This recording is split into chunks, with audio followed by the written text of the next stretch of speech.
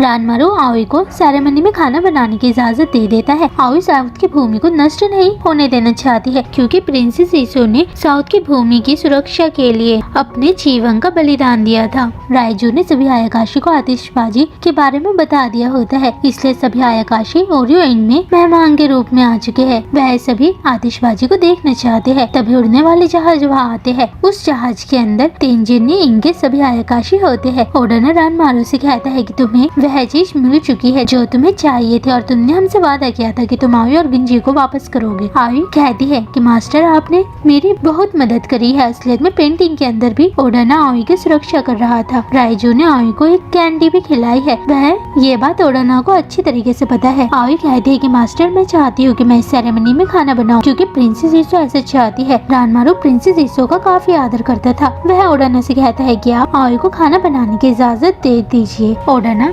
रानमारू की बात को मान लेता है क्योंकि आओई ऐसा चाहती है। ओडाना को बिल्कुल भी विश्वास नहीं होता है कि रानमारू उससे इजाजत मांगेगा। ओडाना रानमारू से कहता है कि हम तुम्हारी मदद करना चाहते हैं, इसलिए आपके मेहमान हमारे उड़ने वाले जहाज में ठहर कर आतिशबाजी को देख सकते हैं और हमारे यहाँ काम करने वाले आयाकाश आपके मेहमानों का मनोरंजन करेंगे।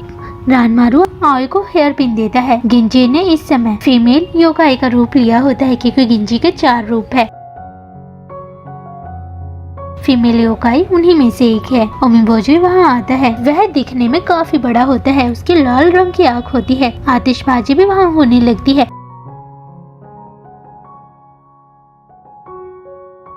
आओई ओमिबोजू के लिए खाना बनाती है। रानमारू और गिंजी कागुरा डांस का प्रदर्शन कर रहे होते हैं। आओई ओमिबोजू के लिए खाना लेकर जाती है। स्क्रीन के अंदर से एक छोटा सा हाथ बाहर आता है। आओई ओमिबोजू को एक लिस्ट देती है जिसके अंदर खाने का नाम लिखा होता है। फिर आओई ओमिबोजू के लिए खाना बनाती है।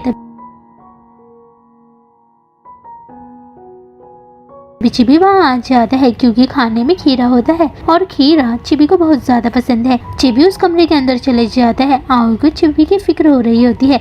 कमरे के अंदर से हंसने की आवाज आ रही होती है।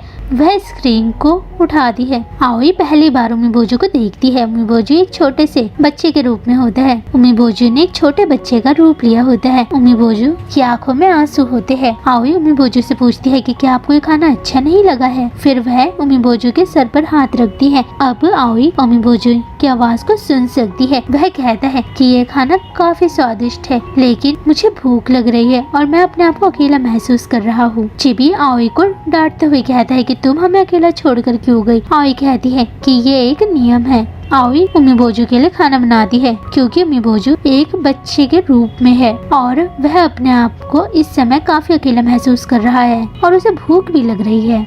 ओमिबोजी आओई को तेंगू का खजाना देता है जो कि एक अल्कोहल है। वह जैसे ही उस अल्कोहल को पीती है उसे ओमिबोजी का अतीत दिखाई देता है। वह एक अंधेरी जगह में रहता है। वह हमेशा अपने आप को अकेला महसूस करता है और उसे काफी ज्यादा भूख भी लगती है। आओई को अपने बचपन का याद आता है क्योंकि एक समय ऐसा भी आया था जब आओई एक अंधेरे कमरे में थी और उसे काफी ज्यादा भूख लग रही थी। वह उस समय अपने आप को काफी अकेला महसूस कर रही थी। आओई की आंखों में आंसू आ जाते हैं क्योंकि ओमिबोजी का दर्द बिल्कुल आओई के दर्द की तरह ही होता है। ओमिबोजू के लिए यह दुनिया एक सपने की दुनिया है जिसमें वह आतिशबाजी को देख सकता है और मजे भी कर सकता है। वह ओमिबोजी को गले लगाती है। रानमारू और गिंजी उन्हें देखते हैं लेकिन वह अपना कागुरा डांस करना बंद नहीं करते हैं। फिर वह सभी के साथ में खाना खाते हैं।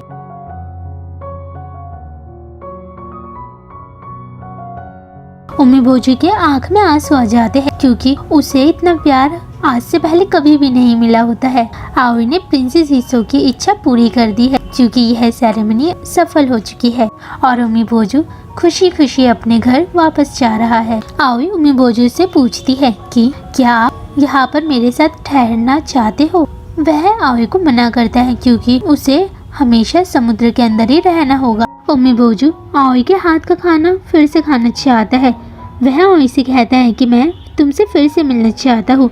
आओई मन ही मन सोचती है कि 100 साल के बाद वह जिंदा नहीं होगी क्योंकि वह एक इंसान है और इंसान 100 साल से ज्यादा नहीं जी सकते हैं। ये बात ओमिबोजू को नहीं पता है लेकिन 100 साल के बाद एक दिन ऐसा आता है जिसमें ओमिबोजू समुद्र से बाहर निकलता है। आओई ओमिबोजू को खाना देती है। और चिबी उसे रेनबो क्लैन का मोती देता है। बोजू अपने घर वापस जा रहा होता है। असलियत में उम्मी बोजू एक बुरा आयाकाशी नहीं है, वह समुद्र में तूफान भी नहीं लाता है, बल्कि वह समुद्र के सबसे अंधेरे कोने से निकलने वाले अशुद्धियों से समुद्र की रक्षा करता है। वह उसकी एक नौकरी है, इसलिए वह हर 100 सदी में एक बार सेरेमनी में शामिल होता है, जिससे उसकी शक्तियाँ बनी रहती है और वह इस सेरेमनी को एक टैक्स के रूप में लेता है ताकि वह साउथ की भूमि और महासागर को खतरे से दूर रख सके। वह समुद्र की रक्षा करता है, लेकिन कुछ आयाकाशी ने अफवाह फैला रखी है कि उमीबोजी एक बुरा आयाकाशी है। जब वह नाराज होता है तब वह तूफान को लेकर आता है और 300 साल पहले प्रिंसेस ईसो ने अपने जीवन का बलिदान दिया था, क्योंकि सेरेमनी विफल हुई थी और उमीबोजी को शक्तियाँ बिल्कुल भी नहीं मिली थी, जिस वजह से वह नाराज हो गया था और उसने अपना नौकरी भी पूरी नहीं करी थी। तभी एक ऊंची लहर वहाँ आती है। आओई उस लहर के अंदर चले जाती है। असलियत में उमीबोजू एक आयाकाशी है जो कि समुद्र के अंदर काफी अंधेरी जगह में रहता है। उमीबोजू के 2 रूप है, एक बहुत बड़ा रूप है जिसके लाल आंखें है, लेकिन उसका दूसरा रूप है जो कि एक बच्चे का है। राइजू ने आओई को बचपन में मारने की कोशिश भी की होती है, क्योंकि जिस समय आओई की मॉम उसे अकेला छोड़कर गई थी तब वह अपनी शक्ति यानी कि बिजली से आओई को डरा रहा होता है। उस समय दयालु आयाकाशी ने आओई को जीने का मकसद दिया था। गिंजी आओई को बचाने के लिए उसकी ओर जाता है। फिर हमें आओई का अतीत दिखाया जाता है। आओई उस समय काफी उदास थी। दयालु आयाकाशी ने कहा था कि तुम्हारी जरूरत यहाँ पर नहीं है, एक जगह ऐसी भी होगी जहाँ तुम्हारी जरूरत होगी, और जब तुम बड़ी हो जाओगी तब मैं तुमसे शादी करूँगा। वह जाने लगता है। आओई उसको रोकती है। वह आओई से कहता है कि तुम्हें खाना खाना है और अच्छी जिंदगी जीनी है। जब तुम बड़ी होगी तब मैं तुमसे मिलूंगा। वह अपने मास्क को हटाता है। राइजू समझ जाता है कि सेरेमनी सफल हो चुकी है। उसे बिल्कुल भी अच्छा नहीं लगता है। वह अपने घर जा रहा होता है। ओडाना उसके सामने होता है। वह ओडाना से पूछता है कि क्या तुम्हें मेरी कुछ मदद चाहिए। ओडाना कहता है कि मैं तुम्हें चेतावनी दे रहा हूँ कि तुम आओई से दूर रहो, और अगर तुमने आओई को नुकसान पहुँचाने की कोशिश करी तब मैं तुम्हारा शरीर और आत्मा खा जाऊंगा। वह डर जाता है और वहाँ से गायब हो जाता है। गिंजी आओई से कहता है कि ये सच है कि मैं तुमसे इंसानों की दुनिया में मिला था, लेकिन और मैंने तुम्हें खाना भी दिया था, लेकिन वह आयाकाशी जो तुमसे पहली बार मिला था और जिसने तुम्हें आखिरी बार वह खाना दिया था, वो आयाकाशी मैं नहीं हूँ। मैंने सिर्फ तुम्हारी सुरक्षा की थी और उस आयाकाशी ने तुम्हारे लिए वो खाना बनाया जिससे तुम्हारी किस्मत बदल सके और तुम्हारे अंदर जिंदगी जीने की इच्छा आए। आओई गिंजी से पूछती है कि क्या वह मास्टर थे। गिंजी कहता है कि मैं तुम्हें कुछ नहीं बता सकता हूँ क्योंकि मैंने सिर्फ तुम्हारी सुरक्षा की थी। आओई रोने लगती है और कहती है कि तुमने मेरी काफी मदद करी है और तुम्ही ने मुझे जिंदगी जीने की आशा दी है। उसके लिए आओई गिंजी को थैंक यू कहती है। रानमारू और गिंजी अब पहले की तरह काफी अच्छी तरीके से बात करते हैं। उन दोनों के बीच की गलतफहमी भी दूर हो चुकी है। रानमारू और गिंजी ने कभी भी नहीं सोचा था कि उमीबोजू अपने आप को अकेला महसूस करेगा और वह इस भूमि की सुरक्षा करता है, क्योंकि कुछ आयाकाशी ने उमीबोजू के बारे में उन्हें गलत बताया होता है। लेकिन वह खुश है क्योंकि ये भूमि 100 साल तक सुरक्षित रहेगी।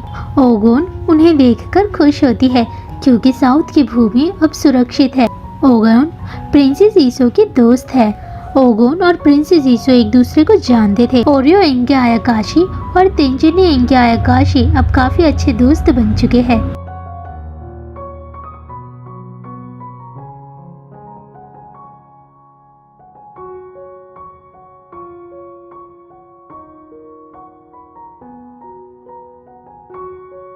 आप ये सोच रहे होंगे कि नोबुनागा अभी तक इंसान के रूप में क्यों नहीं आया है। रानमारू को नोबुनागा आयाकाशी की दुनिया में मिला था क्योंकि नोबुनागा गलती से छुपी हुई दुनिया के अंदर आ गया था। असलियत में वह इंसान की दुनिया में रहने वाला एक डॉग है। इस समय वह बूढ़ा हो चुका है। आओई ओडाना को वादा करती है कि एक दिन वह अपने ग्रैंडफादर के कर्जे को पूरा करेगी।